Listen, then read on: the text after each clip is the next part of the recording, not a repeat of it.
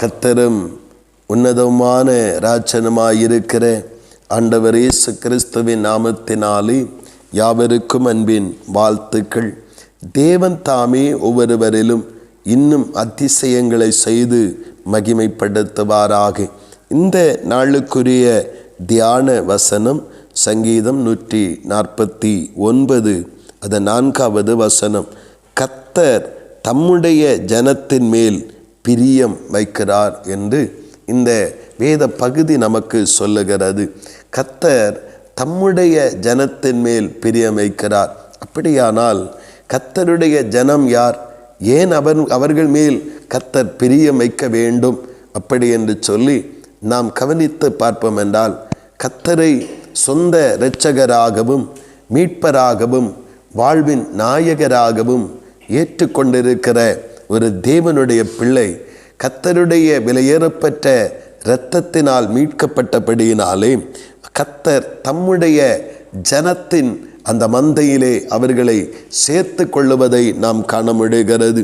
அவரால் இரட்சிப்பை பெற்றிருக்கிற, அவரால் மன திரும்புதலை அடைந்திருக்கிற ஒரு தேவனுடைய பிள்ளை ஆண்டவராகிய இயேசு கிறிஸ்துவின் பிள்ளைகளாகும்படிக்கு அதிகாரம் கொடுக்கப்பட்டிருக்கிறது என்று யோவான் 1:14 நாம் வாசிக்கிறோம். அந்த வார்த்தை மாம்சமாகி கிருபையினாலும் சத்தியத்தினாலும் அங்கே நிறைந்து வாசம் பண்ணுகிறது. ஒரே பேரானவருடைய மகிமையை காண ஆண்டவராகிய தேவன் அனுக்கிரகம் செய்கிறார். அந்த ஆண்டவராகிய இயேசு கிறிஸ்துவை விசுவாசித்ததினாலே அவருடைய பிள்ளைகளாகும்படி பாக்கியம் கொடுக்கப்பட்டிருக்கிறது. தம்முடைய ஜனமாக மாற்றப்பட்டிருக்கிற தம்முடைய ஜனத்தின் மேல் உலகம்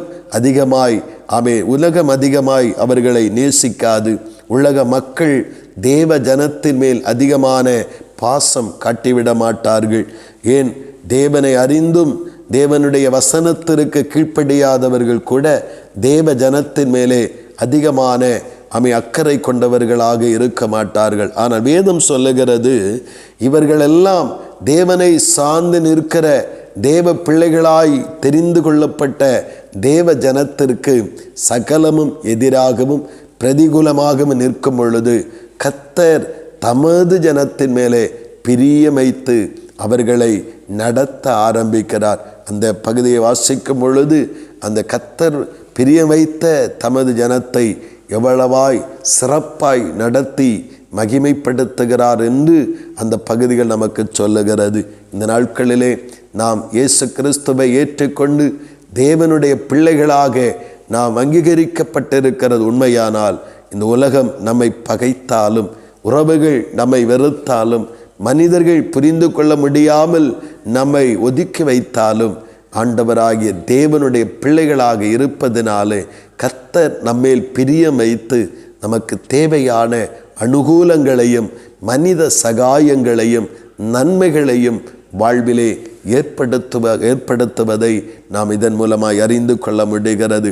உலகம்தான் தேவ பிள்ளைகளுக்கு எதிராக இருக்கும். வீணான மனிதர்கள்தான் எதிரானவைகளை செய்வார்கள். ஆனால் கர்த்தரோ பிரியமாயிருந்து எல்லா காரியத்திலும் அனுகூலம் செய்து அந்த ஜனங்கள் மத்தியிலே கனம் உண்டாக, அந்த கனம் அவருடைய பரிசுத்தவான்கள் யாவருக்கும் உண்டாகும் என்று சொல்லுகிற வசனத்தின்படி கனத்தை கொடுத்து மகிமையை கொடுத்து அந்த ஜனங்கள் மத்தியிலே சிறந்திருக்க செய்வார். அவரே சிறந்திருக்க செய்வார். ஜெபிப்போமா? அன்பின் பரலோகத்தின் நல்ல ஆண்டவரே, நல்ல இந்த காலை நேரத்திற்காக ஸ்தோத்திரம் அப்பா. நாங்கள் ஆண்டவர் உம்முடைய ஜனமாக, உம்முடைய பிள்ளைகளாக, உம்முடைய விலையேறப்பட்ட இரத்தத்தினால் மீட்கப்பட்ட சன்னதியாக ஆண்டவர் நாங்கள் வாழும் பொழுது இந்த உலகம் எங்களுக்கு ஒரு நன்மையாகவோ, இந்த உலகத்தின் உறவுகள் எங்களுக்கு அனுகூலமாகவோ, எங்கள் மேல் பிரியமாகவோ இருக்க போவதில்லை என்பதை பரிசுத்த வேதம் தெளிவுபடுத்துகிறது. கர்த்தர் தான் தமது ஜனத்தின் மேல் பிரியம் வைத்து அவர்களை எல்லா இக்கட்டுகளுக்கு நீங்களாக்கி விடுவித்து கடைசியில் அவர்களை ஜனங்கள் மத்தியிலே, ஜாதிகள் மத்தியிலே கனப்படுத்தி வைக்கிற தேவன் என்பதை இந்த பகுதிகள் மூலமாய் அறிந்து கொண்டோம். ஆண்டவரே, சதா காலங்களிலும் உம்முடைய ஜனமாய், ஆண்டவரே உம்முடைய பிள்ளைகளாய் நிலைத்து நிற்க கிருபையை தாரும். அப்படி நீங்கள் செய்கிறபடியாய் ஸ்தோத்திரம்.